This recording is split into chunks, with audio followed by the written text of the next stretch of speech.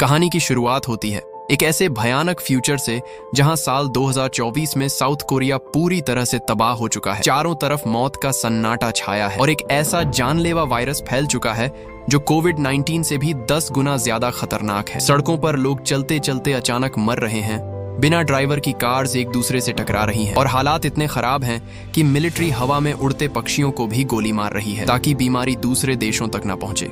यहीं जब मरे हुए लोगों को दफनाने के लिए जमीन कम पड़ गई तो वहां की गवर्नमेंट ने डेड बॉडीज को एक बड़े से स्टेडियम में कचरे की तरह इकट्ठा करके उन्हें एक साथ आग लगा देने का ऑर्डर देती है। ये मौत का मंजर देखकर हर किसी के होश उड़ गए। लेकिन आखिर ये सब शुरू कैसे हुआ, इसका जवाब जानने के लिए हमें कुछ हफ्ते पीछे जाना होगा, जहां हांगकांग के एक सुनसान इलाके में एक डार्क और गंदे शिपिंग कंटेनर में कुछ इलीगल इमिग्रेंट्स को साउथ कोरिया के बुंदांग शहर भेजने की तैयारी हो रही थी। कंटेनर के अंदर बहुत अंधेरा था और एक अजीब सी घुटन थी। तभी वहां भीड़ में से एक आदमी बहुत बुरी तरह खांसने लगता है। मैनेजर ये देखता है पर वो इस पर ज्यादा ध्यान नहीं देता और लालच में आकर कंटेनर को बाहर से लॉक कर देता है। पर कंटेनर में बैठे उन गरीब लोगों को नहीं पता था कि वो किसी नए देश में अपने सपनों की तरफ नहीं बल्कि एक खौफनाक मौत के जाल की ओर बढ़ रहे हैं। वहीं दूसरी तरफ हम देखते हैं कि बुंदांग शहर में किम नाम की एक औरत का अचानक कार एक्सीडेंट हो जाता है। उसकी कार एक कंस्ट्रक्शन होल में बुरी तरह गिर चुकी है और वो अंदर फंसी हुई है। उस घुप अंधेरे में सिर्फ कार के इंजन की आवाज और किम की दबी हुई सांसें सुनाई दे रही थीं। रेस्क्यू टीम तुरंत वहां पहुंचती है, लेकिन कार ऐसी जगह अटकी थी कि थोड़ी सी भी मूवमेंट उसे और नीचे गहराई में गिरा सकती थी। किम बहुत घबराई हुई थी क्योंकि उसे अपनी छोटी बेटी की फिक्र थी। तभी जीकू नाम का एक बहादुर रेस्क्यू वर्कर उसे बचाने की कोशिश करता है। जीकू अपनी जान पर खेलकर कार के अंदर जाता है और किम को सेफली बाहर निकाल लेता है। जीकू उसे देखकर थोड़ा अट्रैक्ट होता है, इसलिए वो उसके पास जाकर दोस्ती बढ़ाने की ट्राई करता है। पर किम बिना कोई रिएक्शन दिए एकदम कोल्ड बिहेवियर के साथ एम्बुलेंस में बैठकर चली जाती है। उसी रात किम जीकू को कॉल करती है और उसे वही एक्सीडेंट स्पॉट पर मिलने बुलाती है। जीकू खुश हो जाता है, उसे लगता है किम उसे थैंक यू बोलने आई है, लेकिन वहां पहुंचकर उसके होश उड़ गए जब किम ने बताया कि वो सिर्फ अपना डिजाइनर बैग निकलवाने आई है जो गड्ढे में गिर गया था। जीकू पहले मना करता है क्योंकि ये उनके प्रोटोकॉल के खिलाफ था, पर जब किम वहां से चली जाती है तो वो होल में एंटर करता है और अपने दोस्त की मदद से वो बैग निकाल लेता है। बैग के अंदर उसे किम का आईडी कार्ड मिलता है जिससे पता चलता है कि वो एक डॉक्टर है। तभी बैग में रखा फोन रिंग करने लगता है। कॉल पर किम की छोटी बेटी मीरू थी। मीरू की बातें सुनकर जीकू को वो बहुत क्यूट लगती है और वो स्कूल के बाद उससे मिलने का वादा करता है। कहानी में अब एंट्री होती है दो भाइयों की, ब्युंग की और ब्युंग वू। इनका मकसद उस इलीगल कंटेनर को चुपचाप रिसीव करना था। जब वो रात के अंधेरे में उस कंटेनर के पास पहुंचते हैं तो उन्हें किसी अनहोनी का एहसास होता है। जैसे ही वो कंटेनर का हेवी दरवाजा खोलते हैं तब अंदर का नजारा देखकर उनकी रूह कांप जाती है। अंदर एक बहुत ही भयानक बदबू थी और हर तरफ लाशें पड़ी थीं। उन सबको एक अनजान बीमारी ने मार डाला था। सब मरे हुए थे और सिर्फ एक आदमी जिंदा था जिसका नाम मनसाई था। इन भाइयों को समझ नहीं आया कि अब वो क्या करें, इसलिए वो सबूत के तौर पर वहां का वीडियो बनाते हैं और उस अकेले सर्वाइवर को अपने ट्रक में बैठा लेते हैं। उन्हें लगता है इसमें कोई बड़ी साजिश नहीं है, बस एक नॉर्मल स्मगलिंग फेल हो गई है। रास्ते में वो एक ग्रोसरी स्टोर पर रुकते हैं और ब्युंकी जैसे ही अंदर सामान लेने जाता है मॉन्साई को आजाद होने का मौका मिल जाता है और वो वहां से भाग निकलता है। जब ब्युंकी वापस आता है तो देखता है कि मॉन्साई गायब है और उसका भाई ब्युंग वू बहुत बुरी तरह खांस रहा है। वो मॉन्साई को ढूंढने की कोशिश करते हैं लेकिन वो नहीं मिलता। ब्युंग वू की हालत बिगड़ती जा रही थी, इसलिए उसका भाई उसे तुरंत एक लोकल क्लिनिक लेकर जाता है और यहाँ हमें पता चलता है कि अब ब्युंग वू भी उस वायरस से इन्फेक्टेड हो चुका है। क्लिनिक में डॉक्टर उसकी बीमारी को एक नॉर्मल फ्लू समझकर उसे कुछ दवाइयां दे देता है और आराम करने को कहता है। पर ब्युंग वू की खांसी रुकने का नाम ही नहीं लेती। वो जहां भी जाता, जिससे भी बात करता, वहां ये वायरस फैलने लगता था क्योंकि वो अपने डेडली वायरस के ड्रॉपलेट्स वहां छोड़ रहा था।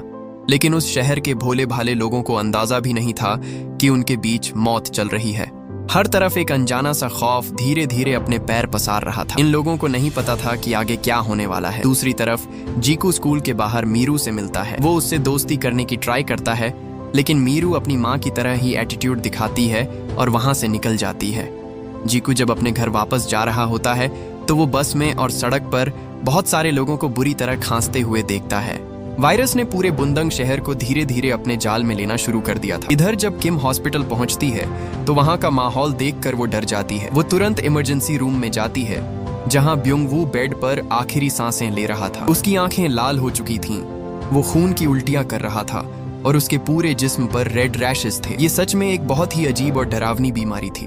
किम अपने सीनियर्स को बताती है कि ये एक खतरनाक म्यूटेटेड एवियन फ्लू है और उसके सीनियर डॉक्टर्स उसकी बात नहीं मानते। कुछ ही देर बाद डॉक्टर्स को ब्योंगवू का फोन मिलता है और उसमें वो लाशों से भरे कंटेनर की वीडियो दिखती है। अब सब क्लियर था। अचानक इमरजेंसी रूम का अलार्म बजने लगता है और ब्योंगी घबराकर अंदर भागता है। डॉक्टर्स उसे रोकने की बहुत कोशिश करते हैं पर वो सबको धक्का देकर अपने भाई के पास पहुंच जाता है और देखता है कि उसके भाई की मौत हो चुकी है। उसका भाई उसके सामने तड़प तड़प कर मर गया, जिससे ब्योंगी पूरी तरह से टूट जाता है और उसके अंदर एक गुस्सा भर जाता है। वो रोने लगता है और अपने भाई की डेड बॉडी को गले लगा लेता है। उसी खून भरे हाथों से वो गार्ड्स और डॉक्टर्स से लड़ता है, जिससे वायरस डायरेक्ट उनमें ट्रांसफर हो जाता है। अब हॉस्पिटल के अंदर से ही तबाही शुरू हो चुकी थी। जैसे ही हॉस्पिटल के अंदर मौत का खेल शुरू हुआ, शहर के दूसरे कोने में एक और खतरा मंडरा रहा था। अगले दिन मीरू बोर होकर अकेले ही घर से बाहर निकल जाती है। सड़क पर चलते हुए वो एक तेज रफ्तार गाड़ी के नीचे आने ही वाली थी, लेकिन अचानक वही कंटेनर का सर्वाइवर मनसाई आकर उसे बचा लेता है। मीरू देखती है कि मनसाई भूखा है, इसलिए वो उसे कुछ खाना लाकर देती है। मनसाई उसे अपने पास आने से रोकने की कोशिश करता है, क्योंकि वो जानता था कि उसकी हालत ठीक नहीं है और वो सबको बीमार कर देगा। पर मीरू एक भोली बच्ची थी और वो उससे आराम से बातें करती रहती है। अचानक मनसाई बुरी तरह खांसने लगता है। ये देखकर मीरू डर जाती है और उसके अंदर एक अजीब सी घबराहट होती है। इसीलिए वो तुरंत जीकू को कॉल करती है, क्योंकि उसे नहीं पता था कि आगे क्या होने वाला है। लेकिन जब तक जीकू वहां पहुंचता है, मनसाई वहां से गायब हो चुका था। वहां अब सिर्फ एक गहरा सन्नाटा था। उसी वक्त वायरस हवा में आग की तरह फैलने लगा था। किम और केसीडीसी की टीम उस इलीगल कंटेनर को ढूंढ लेती है जहां से ये सब शुरू हुआ था। एहतियात के तौर पर वो सभी डेड बॉडीज को वहीं जला देते हैं ताकि इन्फेक्शन और ज्यादा ना फैले। पर यहाँ एक बड़ी अनहोनी हो जाती है। लाशों को खाने वाले हजारों इन्फेक्टेड चूहे उस आग से बच निकलते हैं और पूरे शहर की गलियों के जाल में घुस जाते हैं। अब शहर का कोई भी कोना सेफ नहीं था। दूसरी तरफ एक इमरजेंसी मेडिकल मीटिंग में डॉक्टर्स को पता चलता है कि ये वायरस H5N1 का एक भयानक म्यूटेटेड वर्जन है जो सिर्फ 36 घंटे में इंसान की जान ले लेता है। ये सुनकर वहां बैठे सभी लोगों के होश उड़ गए। उन्होंने तुरंत पूरे बुंदांग शहर को क्वारंटीन करने का ऑर्डर दिया। इधर जीकू और मीरू एक सुपरमार्केट में लंच कर रहे थे। सब कुछ बिल्कुल नॉर्मल लग रहा था, लेकिन अचानक वहां का शांत माहौल भयंकर चीखों में बदल जाता है। लोग अचानक खून की उल्टियां करने लगते हैं और जमीन पर गिरकर तड़पने लगते हैं। सुपरमार्केट के अंदर एकदम से खौफ का मंजर बन जाता है, जहां हर कोई अपनी जान बचाने के लिए भाग रहा था। जीकू एक औरत को एस्केलेटर से गिरने से बचाने की कोशिश करता है, पर इस भीड़ और केओस के बीच उसका मीरू से हाथ छूट जाता है। जीकू बुरी तरह घबरा जाता है, क्योंकि उसने मीरू को सेफ रखने का वादा किया था। बाहर सड़कों पर भी हालात आउट ऑफ कंट्रोल थे। मास कैजुअलिटीज और एक्सीडेंट्स हो रहे थे। पॉलिटिशियंस और बड़े डॉक्टर्स अपनी जान बचाने के लिए शहर छोड़कर सोल भाग जाते हैं, लेकिन किम वहां से नहीं जाती। उसका एक ही मकसद था, अपनी बेटी को ढूंढना। किम तुरंत मीरू को कॉल करती है, पर कॉल जीकू उठाता है और उसे सुपरमार्केट के हालात के बारे में बताता है। किम बिना वक्त बर्बाद किए वहां पहुंचती है। सुपरमार्केट के बाहर लोगों के बीच फाइटिंग और लूटिंग शुरू हो चुकी थी और आर्मी डिप्लॉय कर दी गई थी। ये एक ऐसी साजिश लग रही थी जहां इंसान ही इंसान का दुश्मन बन गया था। किम और जीकू भीड़ में मीरू को ढूंढने की कोशिश करते हैं और आखिरकार वो उसे सेफली बाहर निकाल लेते हैं। किम जीकू से कहती है कि वो उनके साथ शहर छोड़ दे, इसलिए वो उसे अपने साथ आने की रिक्वेस्ट करती है। लेकिन जीकू एक रेस्क्यू वर्कर था और वो अपने लोगों को इस मौत के जाल में नहीं छोड़ना चाहता था। उसने किम को अपनी कार की कीज दी और वहां फंस गए दूसरे लोगों की मदद करने चला गया। किम और मीरू किसी तरह एयरपोर्ट पहुंचते हैं और सिक्योरिटी चेक पास कर लेते हैं। उन्हें लगा कि वो अब फाइनली सेफ हैं, लेकिन फाइनल चॉपर में बोर्ड करने से ठीक पहले मीरू बुरी तरह खांसने लगती है। ये देखकर गार्ड्स के होश उड़ गए और उन्होंने उन्हें एंट्री देने से रोक दिया। रात होते होते कोरियन आर्मी और यूएस फोर्सेस पूरे शहर में सख्त लॉकडाउन लगा देती हैं। सभी सिटीजन्स को उनके घरों से निकालकर एक बड़े से क्वारंटीन कैंप में शिफ्ट कर दिया जाता है। कैंप के अंदर का माहौल और भी डरावना था। चारों तरफ डर और बीमारी का सन्नाटा छाया हुआ था। लोग इस डर में जी रहे थे कि कहीं अगला नंबर उनका ना हो। उनकी आंखों में मौत का खौफ साफ दिख रहा था। किम जब मीरू के बाल बांध रही होती है तो वो देखती है कि मीरू की नेक पर रेड रैशेज आ गए हैं। ये देखकर उसकी रूह कांप जाती है, क्योंकि वो जानती थी इसका मतलब मौत है। पर एक माँ होने के नाते वो डर के मारे इन रैशेस को छुपा लेती है और चुपचाप मीरू को एग्जामिनेशन रूम से निकालकर नॉर्मल क्वारंटीन कैंप में ले जाती है। अगले दिन गवर्नमेंट के ऑर्डर पर सोल्जर्स को छत पर खड़ा कर दिया जाता है और वो हवा में उड़ते पक्षियों को गोली मारने लगते हैं ताकि वायरस दूसरे देशों में ना फैले। उसी वक्त अथॉरिटीज को आखिरकार मॉन्साई कैंप में मिल जाता है। जब डॉक्टर्स उसका मेडिकल चेकअप करते हैं तो वो हैरान रह जाते हैं। मॉन्साई उस डेडली वायरस से नेचुरल तरीके से लड़कर जिंदा बच गया था और उसकी बॉडी में इम्यूनिटी बन चुकी थी।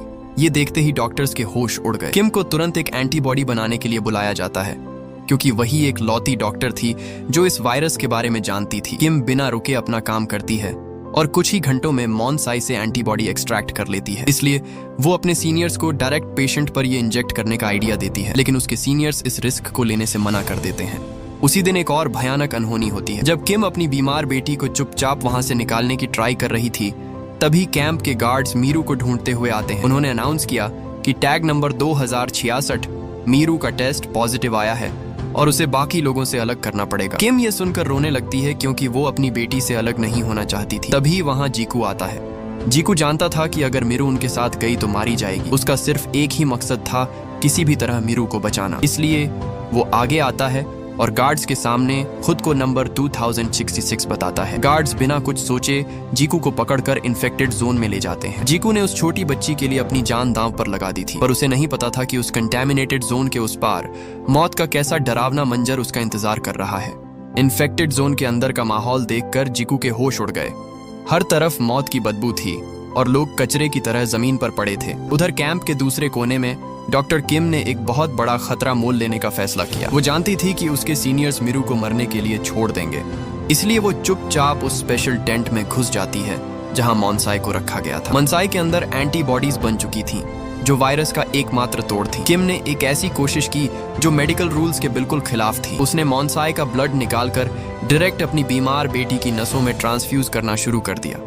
ये एक अजीब सी कोशिश थी मौत को हराने की, पर किस्मत को कुछ और ही मंजूर था। अचानक आर्मी के सोल्जर्स वहां जबरदस्ती घुस आते हैं। उन्होंने किम को धक्का देकर बेहोश कर दिया और नन्ही मीरू को, जो जिंदगी और मौत के बीच झूल रही थी, अपने साथ एक इन्फेक्टेड कंटेनर में डालकर ले गए। जब किम की आंख खुली तो उसकी दुनिया उजड़ चुकी थी। दूसरी तरफ जीकू ने देखा कि गार्ड्स प्लास्टिक बैग्स में पैक किए गए बच्चों की डेड बॉडीज को एक ट्रक में भर रहे हैं। उसे लगा कि कहीं उनमें मीरू तो नहीं। उसने बिना डर के उन गार्ड्स का पीछा किया और रास्ते में उसे मीरू का वही पिंक हेयर बैंड मिलता है। ये देखकर जीकू के पैरों तले जमीन निकल गई। उसे लगा कि शायद वो बहुत देर कर चुका है। पीछा करते हुए जीकू एक ऐसी जगह पहुंचता है जहां का मंजर देखकर किसी का भी दिल फट जाए।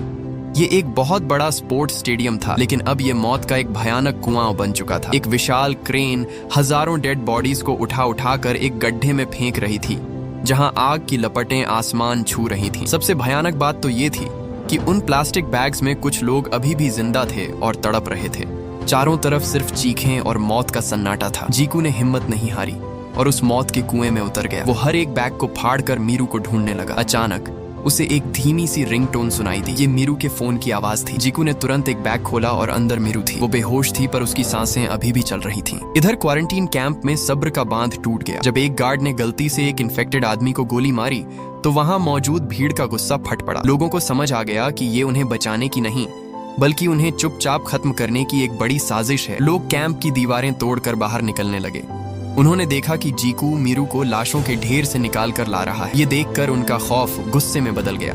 भीड़ ने फैसला किया कि वो अब सोल की तरफ मार्च करेंगे और अपना हक मांगेंगे। हॉस्पिटल का पूरा स्टाफ और डॉक्टर्स वहां से भागने लगे। किम भी उनके साथ एम्बुलेंस में थी, लेकिन तभी एक और अनहोनी होती है। ब्योंकी, जिसने अपने भाई को खोया था, वो मॉन्साई को देख लेता है। उसे लगता है कि मॉन्साई की वजह से उसका भाई मरा है, इसलिए वो बदले की आग में पागल होकर मॉन्साई को एम्बुलेंस के अंदर ही मार डालता है। मॉन्साई की मौत के साथ ही वैक्सीन बनाने की आखिरी उम्मीद भी खत्म हो गई थी। अब कहानी पहुंचती है अपने सबसे खतरनाक मोड़ पर। हजारों लोग बॉर्डर की तरफ बढ़ रहे थे। सोल में बैठे पॉलिटिशियंस के होश उड़ गए। यूएन ऑफिशियल श्नाइडर ने साउथ कोरियन प्रेसिडेंट पर दबाव डाला कि अगर ये लोग बॉर्डर क्रॉस करते हैं तो उन पर गोली चला दी जाए ताकि वायरस पूरे देश में न फैले। प्रेसिडेंट अपने लोगों को मारना नहीं चाहते थे, पर उनके नीचे काम करने वाले वाइस प्रेसिडेंट ने पीठ पीछे आर्मी को ऑर्डर दे दिया कि बॉर्डर पर शूट टू किल पॉलिसी लगाई जाए। बॉर्डर पर टैंक्स और गन्स के साथ आर्मी खड़ी थी। जीकू मीरू को गोदी में उठाए भीड़ के सबसे आगे था। किम भी वहां पहुंच चुकी थी और चिल्लाने लगी कि उसकी बेटी के पास क्यूर है क्योंकि मॉन्साई का ब्लड उसकी बॉडी में है। लेकिन श्नाइडर के ऑर्डर पर सोल्जर्स ने गोली चला दी। गोली किम के कंधे पर लगी और वो जमीन पर गिर गई। ये देखकर नन्ही मीरू अपनी माँ के आगे आकर खड़ी हो गई और रोने लगी। उसने अपने नन्हे हाथ फैलाए और चिल्लाकर कहा, मेरी मम्मी को मत मारो, हमें मत मारो। उस मासूम बच्ची का ये खौफ भरा चेहरा देखकर सोल्जर्स का दिल पिघल गया और उन्होंने अपनी गन्स नीचे कर ली। लेकिन श्नाइडर अभी भी नहीं माना। उसने यूएस फाइटर प्लेन्स को एयर स्ट्राइक का ऑर्डर दे दिया ताकि पूरे शहर को बॉम्ब से उड़ा दिया जाए। ये सुनकर प्रेसिडेंट का खून खौल उठा। उन्होंने अपने जनरल्स को ऑर्डर दिया कि अगर कोई भी फॉरेन प्लेन हमारी बॉर्डर में घुसा तो उसे मार गिराओ। ये हमारा देश है और यहाँ के लोग हमारी जिम्मेदारी है। प्रेसिडेंट की ये सख्ती देखकर श्नाइडर को पीछे हटना पड़ा और एयर स्ट्राइक रोक दी गई। कहानी का सबसे बड़ा ट्विस्ट ये था कि जिस मॉन्साई को सब लोग मौत का सौदागर समझ रहे थे, वही असल में सबकी जिंदगी का रास्ता था। लोग अक्सर डर में उन्हें ही नुकसान पहुंचाते हैं जो उनकी मदद कर सकते हैं, जैसे ब्युंकी ने मॉन्साई को मारा। पर सबसे बड़ा चमत्कार मीरू थी। उस मासूम बच्ची की बॉडी ने एंटीबॉडीज एक्सेप्ट कर ली थी और वो पूरी तरह ठीक हो चुकी थी। इस तरह द फ्लू हमें सिखाता है कि बड़ी से बड़ी मुसीबत में भी इंसानियत और उम्मीद को नहीं छोड़ना चाहिए। तो दोस्तों, आपको ये वीडियो कैसी लगी हमें कमेंट में जरूर बताएं और ऐसे ही वीडियो देखने के लिए चैनल को सब्सक्राइब जरूर कर देना। मिलते हैं अगली वीडियो में।